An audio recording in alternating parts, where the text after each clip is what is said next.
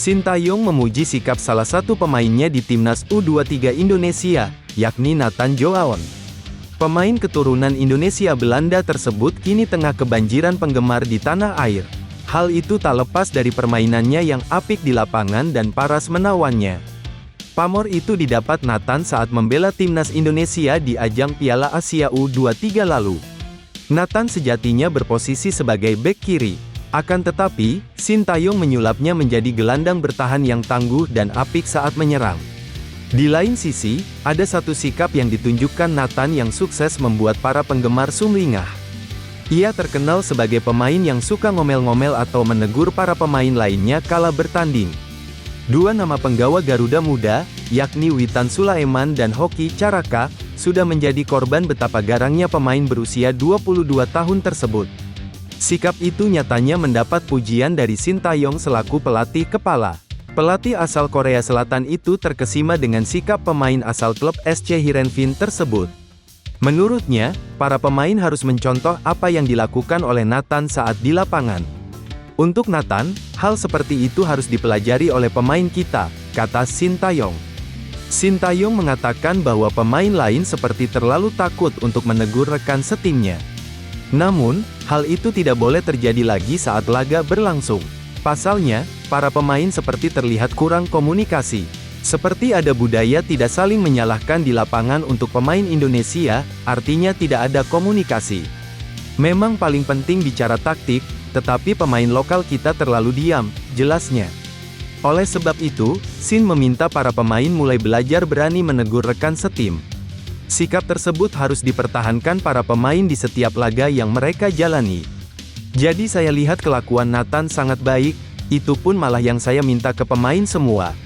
Tetapi pemain kita masih banyak yang malu dan merasa salah ketika memberi teguran ke pemain.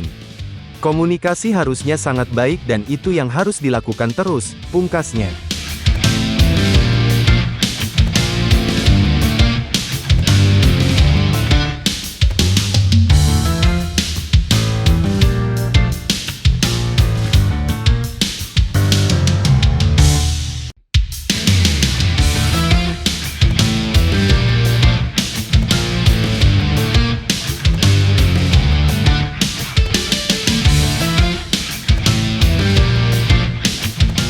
Pemain timnas Indonesia Ragnar Oratmangun berbicara belak-belakan soal Ole Romeni dalam wawancara dengan Yusa Nugara.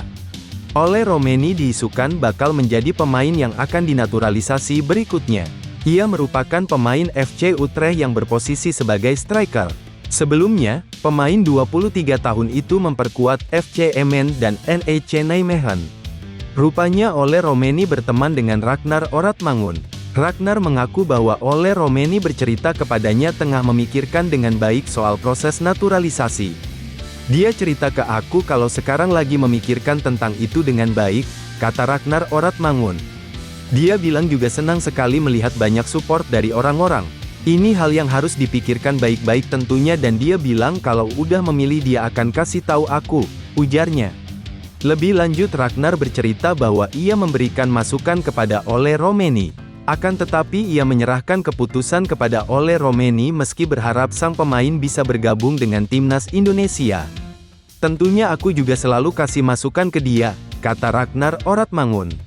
Tentunya pada akhirnya pilihan ada di dia dan aku juga nggak mau memaksa dia. Tentunya aku sering cerita ke dia tentang gimana di timnas Indonesia dan kita ingin dia gabung juga karena dia pemain yang hebat, ujarnya. Ole Romeni disebut-sebut memiliki keturunan Indonesia dari garis sang ibu. Ia sebelumnya sudah memperkuat timnas kelompok umur Belanda. Bersama FC Utrecht, Ole Romeni mencatatkan 13 laga dengan 466 menit bermain di Eredivisie musim 2023-2024. Ia mencetak 1 gol dari total 13 pertandingan tersebut.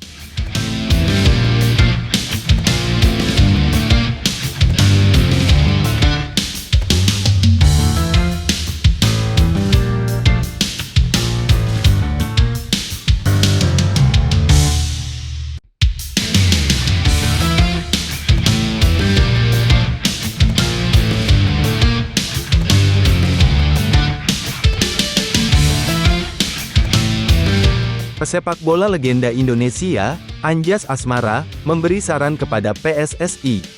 Ia berharap PSSI memecat Sintayong dari jabatan pelatih timnas Indonesia dan menggantinya dengan pelatih kelas dunia seperti juru taktik Manchester City, Josep Guardiola.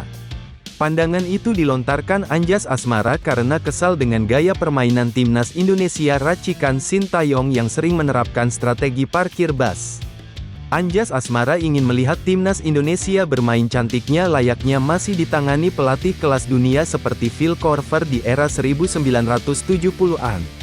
Sekadar diketahui, timnas Indonesia yang dibela Anjas Asmara pernah ditangani pelatih top dunia pada 1975, 1976, yakni Phil Korver. Ketika ditunjuk sebagai pelatih timnas Indonesia pada 1975, 2 tahun sebelumnya Phil Korver baru saja memenangkan trofi Liga Belanda dan Liga Eropa bersama Feyenoord Rotterdam. Jadi main bola itu otaknya harus jenius. Jangan seperti Sintayong ini, dia tidak latih ini anak-anak. Ia hanya latih anak-anak main bola hanya fisik. Makanya saya selalu protes, ganti tuh Sintayong, kita punya uang, kenapa enggak diganti sama pelatih yang pintar, kata Anjas Asmara. Kita punya uang kenapa tidak panggil Guardiola? Kenapa kami dapat pelatih terbaik di dunia saat itu, Phil Korver itu? Ratu Juliana yang panggil itu untuk melatih Indonesia, lanjut pria berusia 74 tahun ini. Sintayong hanya parkir bas. Perhatikan cara main timnya, hanya parkir bas. 11 pemain kita berdiri di pertahanan semua dan kita kesulitan bikin gol. Jadi main bola itu harus cetak gol. Tiru itu Messi, Ronaldo, tambahnya. Meski begitu, faktanya Sintayong tak hanya berhasil mengangkat prestasi timnas Indonesia. Permainan skuad Garuda juga enak dipandang mata. Di Piala Asia 2023, timnas Indonesia memikat dunia lewat permainan dari kaki ke kaki saat menghadapi Australia di 16 besar, meski akhirnya kalah 0-4. Selain itu, proses gol timnas Indonesia ke gawang Irak yang dicetak Marcelino Ferdinand di Piala Asia 2023 juga menjadi sorotan. Satu lagi, banyak gol cantik yang diciptakan timnas Indonesia U23 di Piala Asia U23,